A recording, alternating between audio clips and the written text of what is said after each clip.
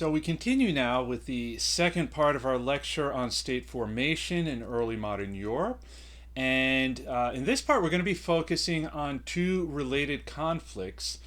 And there are two reasons for this primarily. So, first of all, they really do reflect that from this point forward, conflicts are now really being fought between states. States are now the fundamental political units. Wars are fought on what are perceived to be what today we'd call the national interests of states. Up until this point, many conflicts had been fought either for religious reasons or very often in relation to dynastic claims or, shall we say, the ambitions of individual rulers.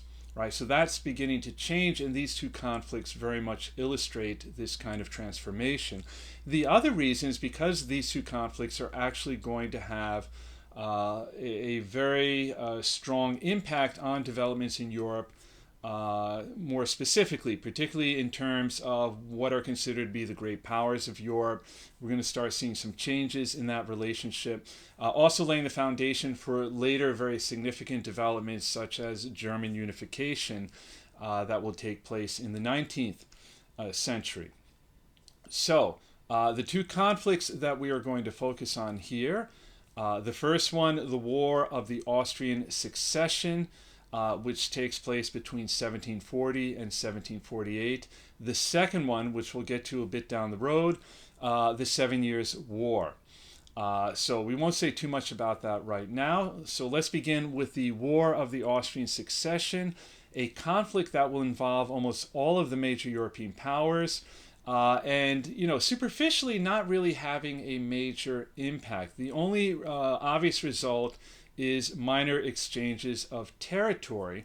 But really, and some of this is with the benefit of hindsight and reflect developments that will take place during the 7 Years' War. But one outcome is that by the war's conclusion, Prussia is established as a major player on the continent. And so Prussia, remembering at this point that there is no unified German state in the center of Europe, we have a very large number, over 100 smaller German states. Some are a bit bigger than others. Some of them definitely beginning to become viewed as being more significant with respect to broader European developments. One of those would be Prussia. Prussia corresponding to the northeastern part of modern-day Germany. The capital of Prussia is Berlin. Which obviously today is the capital of Germany. So it's just to kind of give you a heads up, it's going to play a very major role in the eventual unification of Germany, the creation of the modern state of Germany.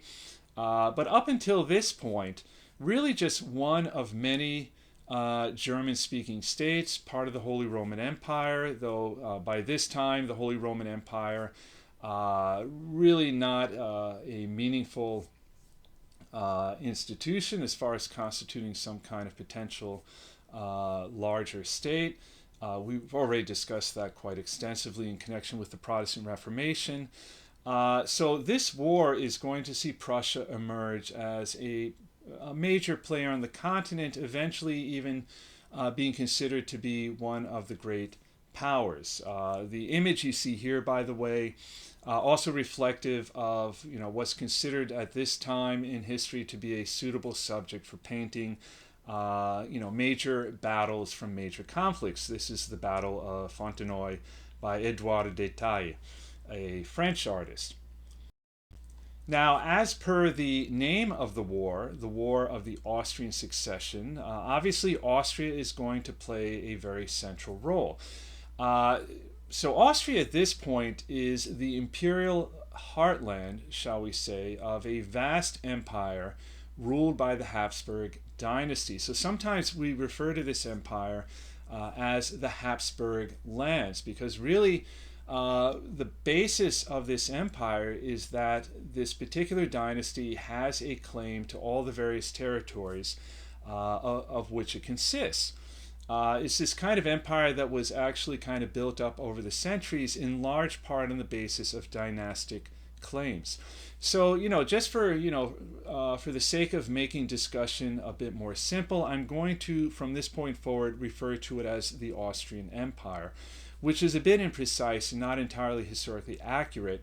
But in some ways, it does kind of represent the fact that the, shall we say, Austrian component of it is probably the most important part of it, with the possible exception of the Hungarian component, right? So if we're looking at the map that we see here, if we're talking about this so-called Austrian Empire, the Habsburg lands, what you see to the left, many of those smaller components would correspond to the modern-day state of Austria. They're German-speaking territories. The part in the center where you see indicated the city of Vienna, that would have been the capital of this empire. So that by itself would have been, the true imperial heartland. But then we have many other territories that are part of this empire that reflect a very broad kind of diversity in terms of different ethnicities, different linguistic groups.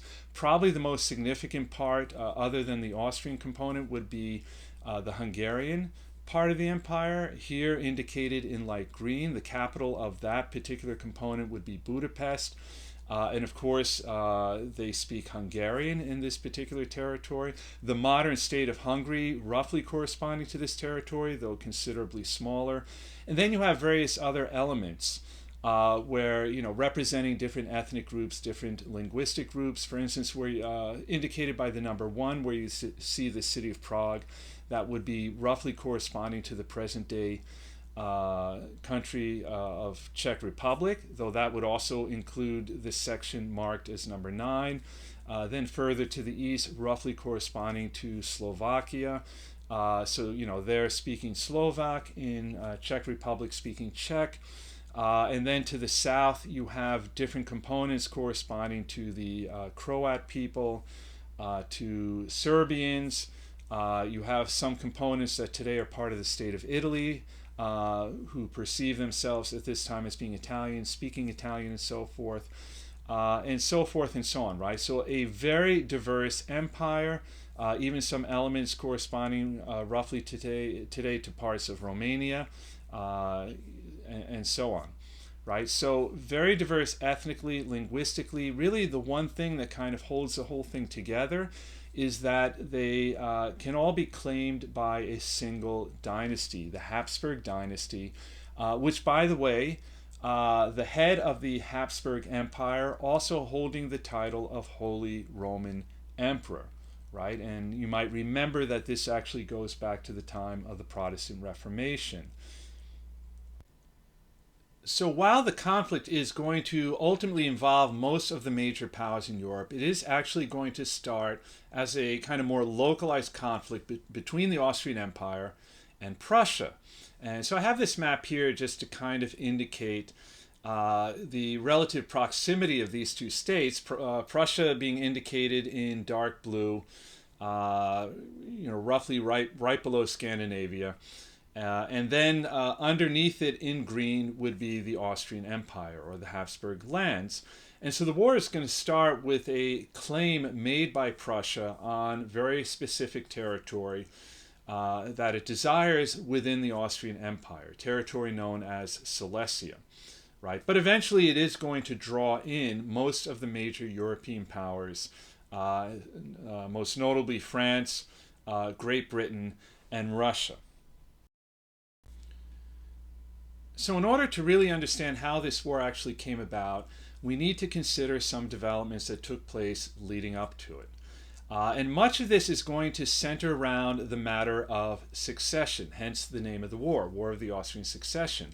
Right? And succession really has to do with the fact that when the ruler dies, there might be a number of different individuals who can make claim to the throne.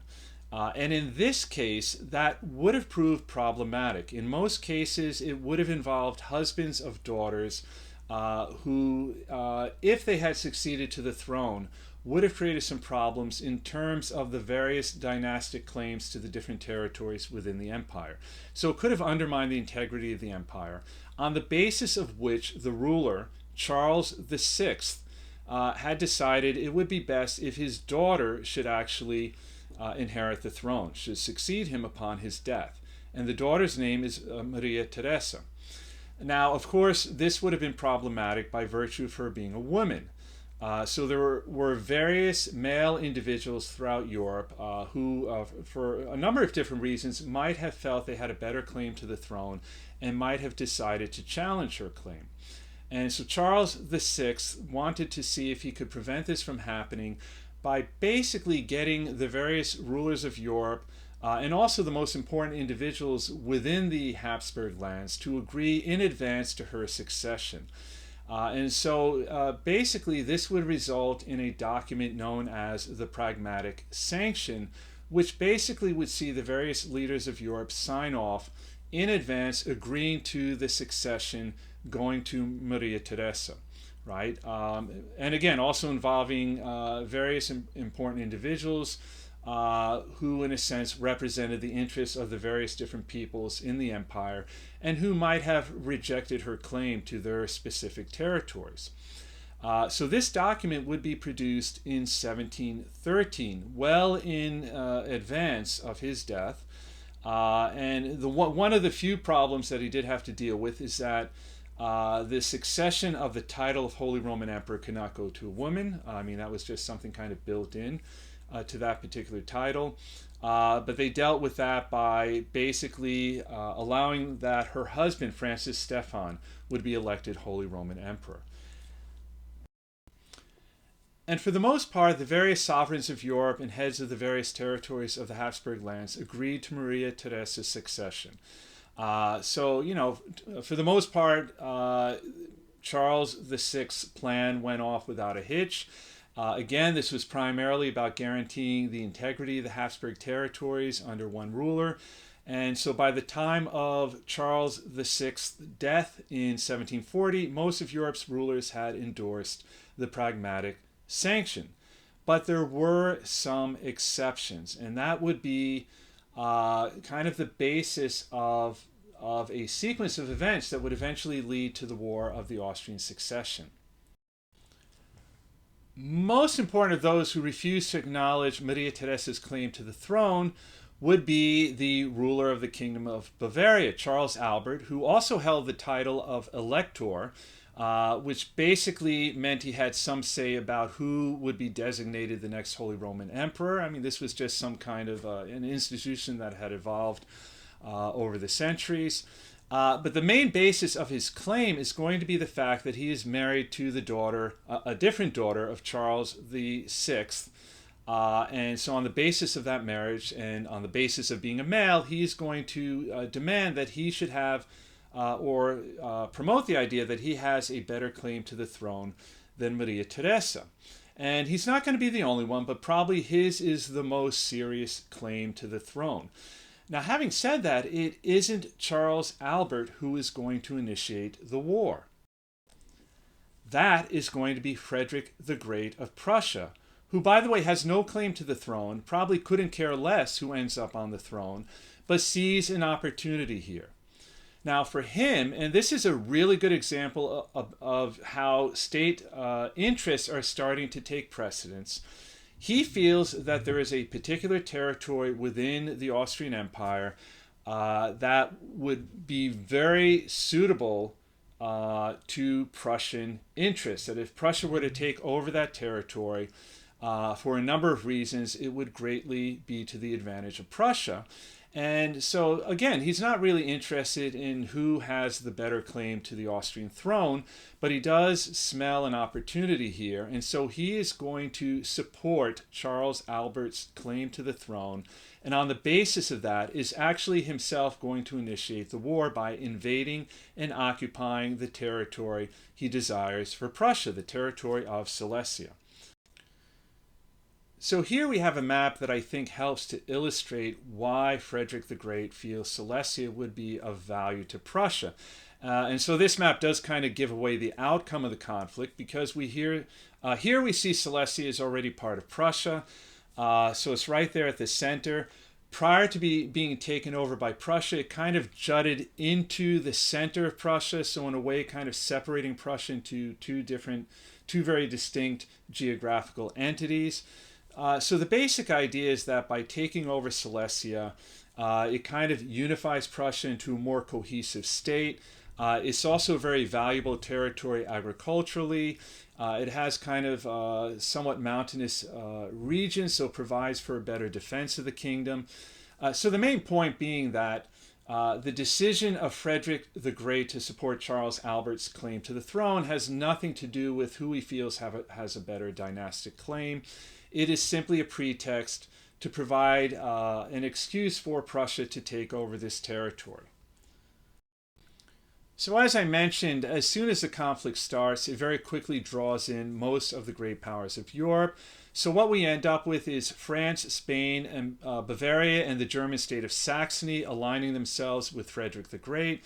On the other side, we have Great Britain supporting Maria Theresa, in part because they had been at war with Spain since 1739. So it's basically, the enemy of my enemy is my friend kind of calculation. Those who are siding with Frederick the Great, all agreeing to support Charles Albert's claim to the imperial election, right? So not only supporting his claim to the Habsburg Empire, but also that he should be the Holy Roman Emperor. And in fact, early on, it does look as if Austria is going to be in trouble. At some point, Bavaria is going to invade the Austrian Empire, taking control of Prague. Frederick the Great doing fairly well in Silesia, but then eventually the tide is going to turn, and it pretty much ends with a stalemate. So just to kind of give a clearer picture of how things break down in terms of alliances, on the one side, Prussia and France. On the other side, Austria, Great Britain. I've kind of broken it down here a bit further. Hungary had kind of a semi-autonomous status within the Austrian Empire, so sometimes seen as potentially going its own route, but they are going to side with Austria here. And then on the other side, we also have Spain, Bavaria, and Saxony. But really the important alliances here are, on the one side, Prussia and France, on the other side, Austria and Great Britain. And the key thing here is the decisions being made about who to align oneself with, very much reflecting long-standing kind of traditional alliances. In the case of France, you might recall that they very often felt it imperative to diminish the influence of the Habsburg dynasty. So kind of the idea that if you saw the opportunity to weaken the Habsburgs, you should basically take it. And that pretty much is the decisive factor here for France. And then related to that, well, Great Britain very often in conflict with Spain, increasingly with France. So again, the basic calculation, the enemy of my enemy is my friend. And so Great Britain basically tending to side with Austria whenever it found itself in conflict with France. The war will end after 8 years with the Treaty of Aix-la-Chapelle of 1748. The basic outcome, on the one hand, Frederick agrees to the imperial candidacy of Maria Theresa's husband, that he should be the Holy Roman Emperor, also accepting Maria Theresa's claim to the Austrian throne, and in return, Prussia will get Silesia. Which is, if you think about it, that was the whole point of the conflict as far as Frederick the Great was concerned. He basically got what he wanted. Maria Theresa accepts the compromise with Prussia, the loss of Silesia, but you can bet your bottom dollar she is not happy about it, and she is already going to be planning round two. Right? From her point of view, Prussia is an upstart pseudo-great power. Prussia has been somewhat confirmed as a major European power at this point, but you could say that it is a questionable status. So Prussia is kind of on parole in this regard. Its final fate is final, whether it should truly be designated a great power or not, yet to be determined, right? So again, Prussia got what it wanted, Silesia, but there's pretty much an understanding by all concerned that there's going to be a round two. I mean, first of all, Prussia's status as a major power is still somewhat questionable. It hasn't been fully established. Related to that, Austria is not entirely convinced that it has to give up Silesia. There's still this kind of feeling that, Prussia is this kind of upstart country that, pretty much got lucky. I mean, as far as, this particular conflict goes. And then, in some ways, more importantly, for the British and French, increasingly hostilities are directed at one another in connection with their respective empires in North America, which are beginning to butt heads. I mean, they're starting to lay claim to the same territories. And in fact, round two will begin in North America. So round two is the 7 Years' War, in North America known as the French and Indian War. So again, the war is going to start in North America between the British and the French, but eventually will draw in all the major European powers. And what's really kind of interesting, the fighting will take place, of course, a lot of it in Europe, but also in many other parts of the world, certainly North America, but also in the Pacific, in India, off the coast of Africa. Some have likened it to the first proper world war, though we should be careful with that because as far as the combatants go, it is primarily Europeans, though also in North America, Native Americans will to some degree be involved. So the 7 Years' War is going to last 7 years. You might note that two start dates are actually indicated here.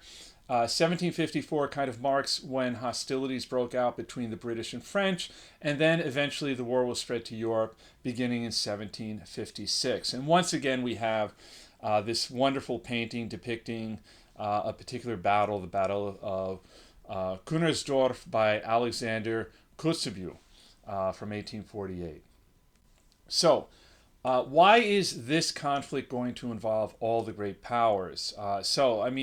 Basically it comes down to the fact that you have a number of unresolved issues that all really stem to some degree or another from the War of the Austrian Succession, right? So first of all, Austria had been humiliated and is already planning on recovering Silesia from Prussia.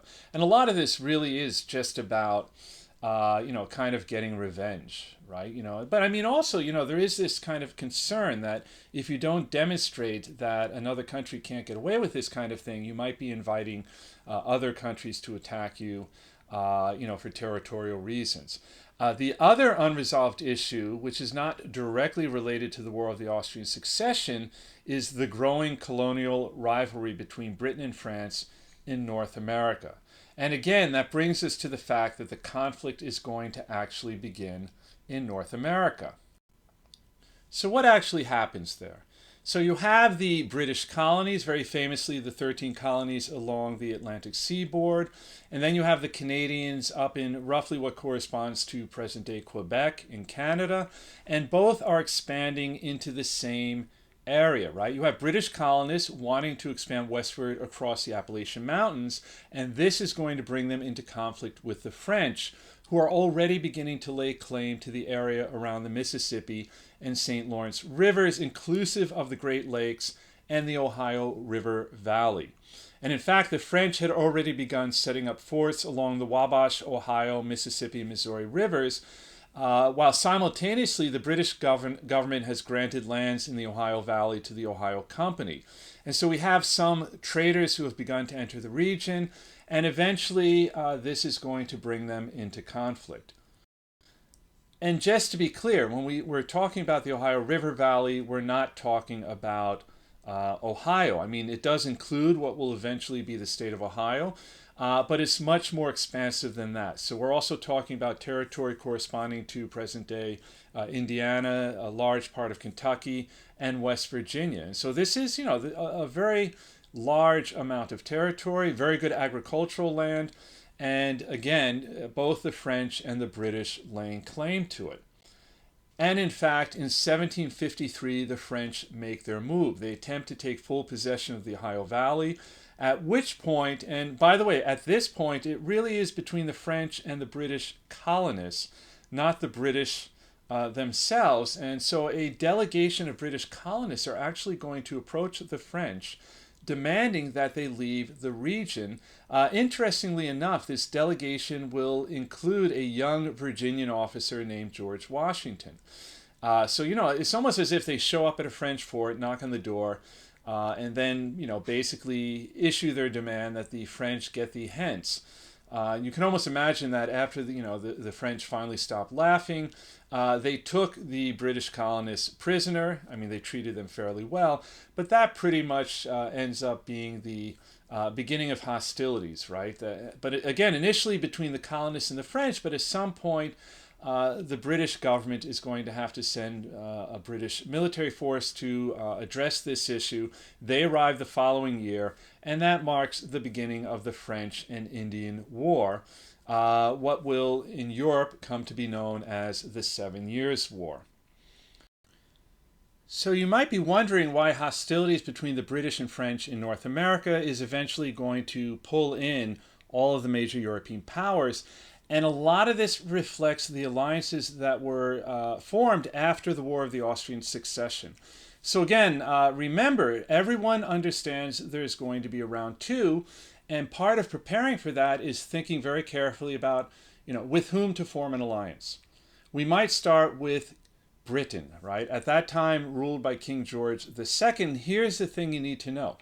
King George II of Britain is also the king of a German state called Hanover. In fact, he's an elector, very much like Charles Albert, who we referred to earlier. And so he's very much concerned about protecting his kingdom in the event of a war, and on the basis of that, negotiates a treaty with Frederick the Great, guaranteeing Hanover's neutrality. So first of all, that means that, in a sense, Britain is now aligning itself with the enemy of Austria. And we'll get to that in a second. But in the meantime, Austria, in what is a complete reversal of kind of long-standing alliance patterns in Europe, if you will, is seeking an alliance with France. And remember, for an incredibly long period of time until now, they were bitter enemies. So why is Austria seeking an alliance with France? Because it is anticipating a future war with Prussia, and would like to ensure that in the event of war, Prussia is in effect surrounded. So by the way, Austria also forming an alliance with Russia, meaning that Prussia would end up having to fight a war on three fronts. It would have to fight against France on its western front, it would have to fight against Austria on its southern front, and then to fight Russia on its eastern front. Right? So that's why we call it a diplomatic revolution, because it is reversing long-standing alliance patterns, remembering again that since the 16th century, Austria and France had rivaled each other for the hegemonic domination of Europe. Similarly, England had long tended to ally itself with Austria as a counterbalance to French ambitions, but now is allying itself with Prussia, the enemy of Austria. So here you can see, right, a complete reversal of long-standing alliance patterns.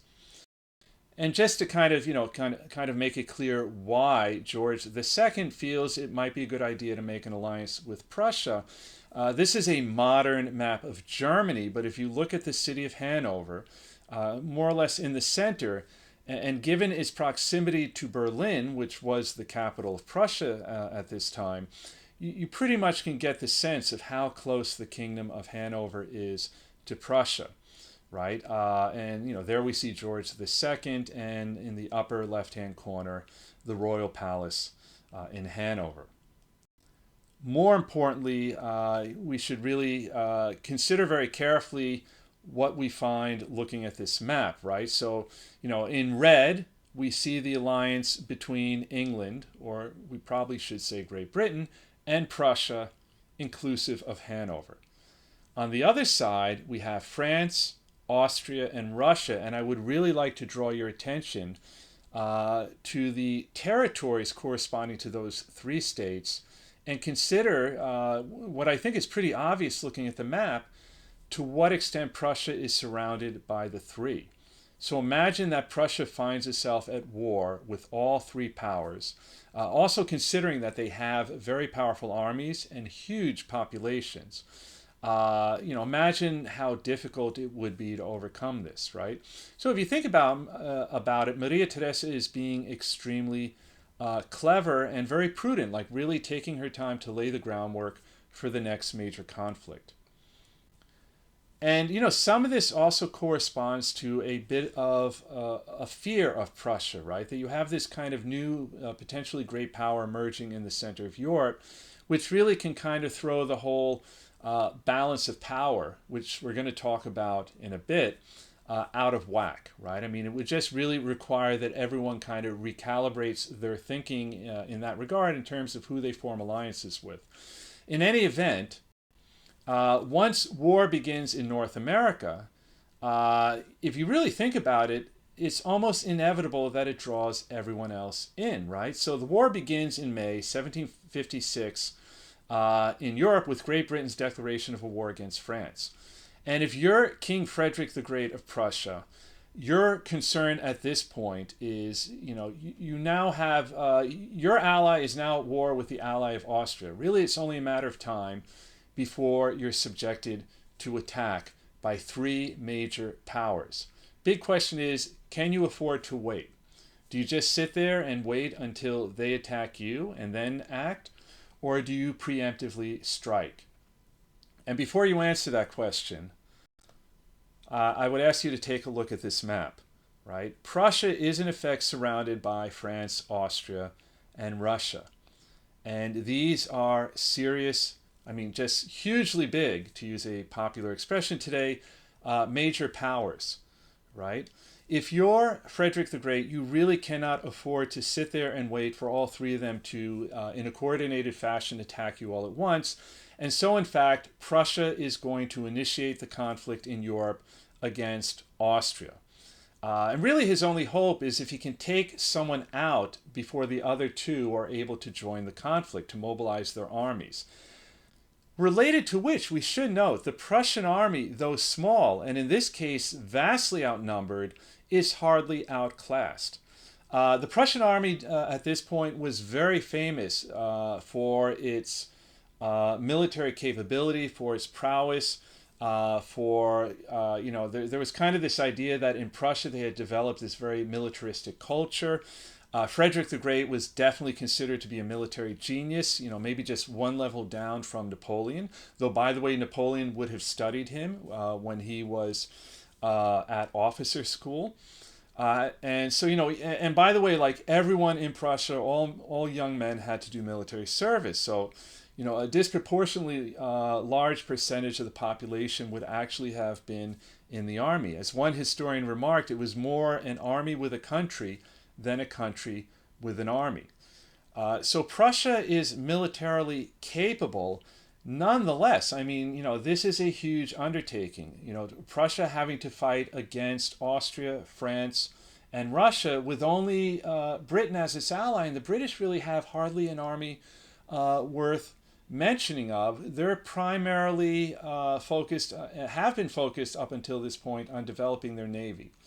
And that is, and whatever army they have is pretty much actively engaged in North America. So just kind of summarizing who's on which side. On the one side, you had Prussia, Hanover, Great Britain. And that would include the British colonies in North America if we consider the extent of the war geographically. But that also kind of indicates to us that the British Army is primarily engaged in North America. Not really going to be much help to the Prussians. On the other side, we have Austria, France, again, inclusive of their colonies in North America, and the Russian Empire. And, as if that wasn't enough, we might throw in Sweden and Saxony. So Prussia definitely has its work cut out for it. Now, as I noted, Frederick is going to initiate the conflict in Europe. And initially, the Prussian army does pretty well. They crush the French and then the Austrians at the battles of Rosbach and Lutten. Here we see an artistic depiction of the latter. And then, after having done that, and this is kind of the basic idea, right? They really need to deal with the opposing armies one at a time so they don't have to divide up their military forces. So after dealing with the French and Austrians, turning their attention to the Russians, who, by the way, are going to take some time to mobilize, given the size of Russia, and, in 1758, deal with them pretty effectively, right? So that's a little bit after dealing with the French and Austrians. But, eventually the numbers are going to take a toll. The following year is going to see several Prussian defeats. And in fact, at some point, Prussia is doing so poorly that the British are going to begin to question their decision to form an alliance with the Prussians. But I mean, the British are not able to offer much help. Their navy is doing very, very well. They score several naval victories over the French. And so that actually will be a factor with respect to developments in North America, but isn't really helping the Prussians. The British are helping to subsidize the Prussian army. And by the way, that actually becomes a standard practice of the British. They never really develop a proper professional army. They depend more on their navy and then subsidizing other countries' armies to fight on their behalf. But the British are beginning to wonder if they made a mistake. So again, the British Navy doing well, probably epitomized by a major battle in 1759 where they completely destroyed the French fleet at Brest. But the war in Europe on land is not going well. And it's only getting worse. In 1761, Spain enters the war on the side of France and Austria, right? So now Prussia is fighting France, Austria, Russia, and Spain. And again, the Prussian army is doing so poorly at some point that Great Britain is threatening to withdraw her subsidies. So Prussia is on the ropes, and then really, if such a thing exists, I think you could call this a miracle. The Russian Tsarina Elizabeth dies. You might be thinking, well, so what? Obviously, there will be a successor, but the thing is, the successor, her son Peter III, is a Prussophile, meaning he is in love with all things Prussian. He is in love with Frederick the Great. I mean, if they had action figures back then and posters, his room would have been full of posters and action figures and everything connected to the Prussian army and Frederick the Great. And almost immediately he offers to withdraw Russia from the conflict. And as you might imagine, Frederick the Great is more than happy to take him up on the offer. And by the way, Peter III will only rule as Tsar for 6 months. So talk about a small window of opportunity. And this will allow Prussia to regroup and eventually kind of fight the war to a draw. The final major battle between Prussia and Austria takes place with the Battle of Freiburg in October 1762. Is effectively a draw. Neither side really conclusively winning. So, by the way, if you're wondering why Tsar Peter III only ruled for 6 months, his decision to withdraw from the war, particularly at the moment when Prussia is on the ropes, is going to be very unpopular in Russia. And eventually his wife, who, by the way, is a German princess but understands her duty to Russia, is going to, with the help of a number of important individuals in the Russian army, is going to initiate a coup, seize power.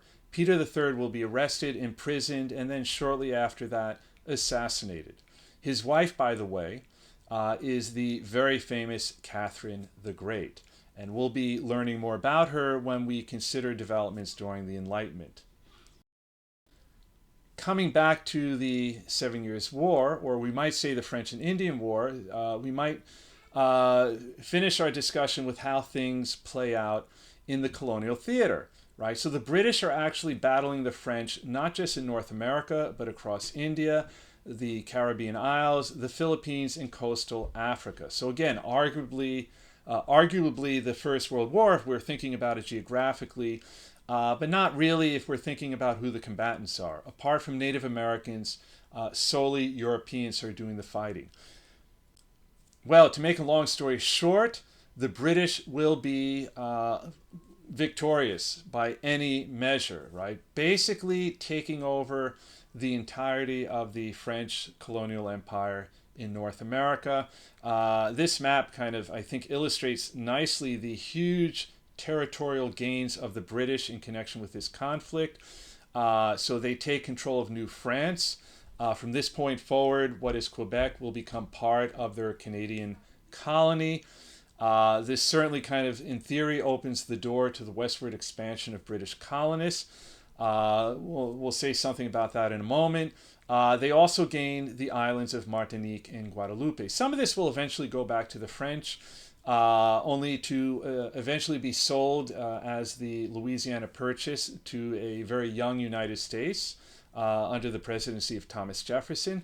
But nonetheless, right, I mean, this is a huge blow to the French.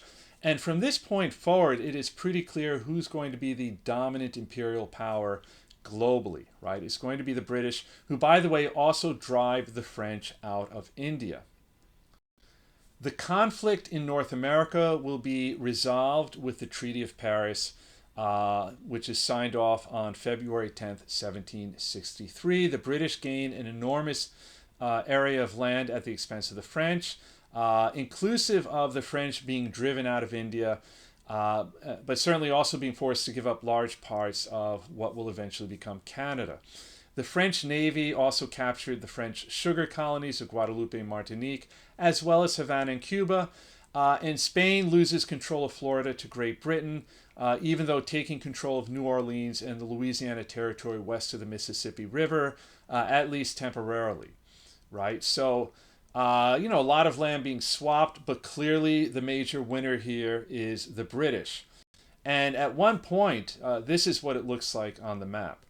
And, of course, today we tend to frown upon imperialism, colonialism, and so forth. We're much more cognizant of the damage wrought by these kind of practices. But at that time, this was considered perfectly appropriate kind of activity for states to engage in.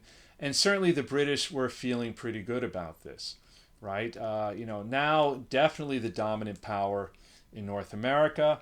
Ironically, as you might imagine, the whole thing started because the British colonists wanted to start crossing the Appalachian Mountains and settling in the Ohio River Valley. They're pretty sure they're going to be able to do that now, but then the British government actually prevents them from doing that because of treaties it made with Native Americans. That will actually become a factor among quite a few, leading to the American Revolutionary War. In Europe, the conflict will be resolved with the Treaty of Hubertusburg, signed on February 15th, 1763, basically confirming the outcome of the War of the Austrian Succession. Prussia's possession of Silesia is confirmed, and it is pretty much clear that Prussia is among the ranks of the great powers. And we should also note that from this point forward, Prussia is probably the most influential of the various German states of the Holy Roman Empire among the German states, right? That will become a very important factor looking down the road with the unification of Germany. So, in sum, outcomes of these two conflicts. One, the rise of Prussia as a major European power. Prussia now has to be accounted for in the formation of political alliances. It cannot be ignored. Two, the beginning of a rivalry between Prussia and Austria for hegemonic control of the various German states. So the two dominant German states within the Holy Roman Empire are Prussia and the German-speaking part of the Austrian Empire. So by the way, not all of the territory of Prussia or Austria are part of the Holy Roman Empire, only the German-speaking components, but they are clearly now the two dominant states with respect to developments within the Holy Roman Empire. So this is, again, laying the groundwork for the eventual unification of Germany. And finally, a very important outcome, the conflict marks the rise of Britain as the predominant imperial power with its consolidation of its control of North America and to some extent India as well. So I'm going to conclude here with what is very rapidly becoming the defining principle of international relations, particularly with the 7 Years' War moving forward, the balance of power. And this isn't something that just came out of nowhere. There's kind of a growing sensibility about, how international relations should work. But when we get to the seven Years' War, there's really becoming a much more explicit understanding of, how this principle should operate. And in fact, it's shortly after that a Scottish Enlightenment thinker named David Hume is going to articulate in a very precise way this new principle of international relations in his essay on the balance of power. So the basic idea here is that international relations should be based on maintaining an equilibrium between the various European powers, right? A balance wherein no single European power should ever be allowed to become too powerful. And part of the argument here is, unless every state is adhering to this principle, we have no basis of trusting one another, right? If a treaty is written concluding a conflict, there is no central authority that can, enforce the terms of a treaty, right? So the only way to trust the various parties involved is A, the treaty should be based on this principle, and B, there's a recognition that everyone agrees that this is a sound principle on which to engage in international relations. So, just to kind of clarify how the balance of power works, let me give a hypothetical kind of scenario, right? So imagine that country A comes into conflict with country B. And the question then becomes, should country C get involved, and if so, on whose side? So let us imagine that country C has no national interests tied to this conflict. They stand to gain nothing materially from getting involved, whether in terms of territory, wealth, influence, nada, nothing, right?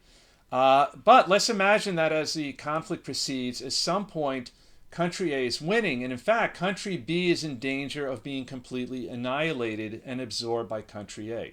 According to the principle of the balance of power, country C would be justified, and in fact, perhaps even is obligated to get involved on the side of country B, the losing power. The argument being that otherwise country A will become too powerful. And maybe not today, maybe not tomorrow, but somewhere down the road, rest assured, country A will probably pose a threat to country C, but by then will be too powerful to stop. So the best thing is if all the great powers of Europe, and it really is mostly about the great powers, all work to maintain a balance of power, right? And this will, to some degree, prevent conflict. At the very least, will minimize the damage wrought by conflict. This is the basic idea. I'm not sure how effective it is, particularly if we consider, this principle will carry on right up until the early 20th century.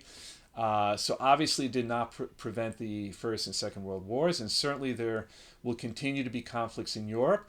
But nonetheless, for better or worse, this will be the guiding principle of international relations for quite some time looking forward. Some would argue that to some degree it's still in play today, though maybe in a kind of diluted form.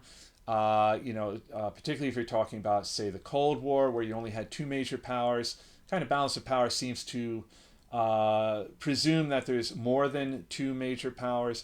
But in any event, just the point being, it's to some degree still with us. So this marks the conclusion of the second part of our lecture. And just to note, don't forget to answer the lecture-based questions on Blackboard.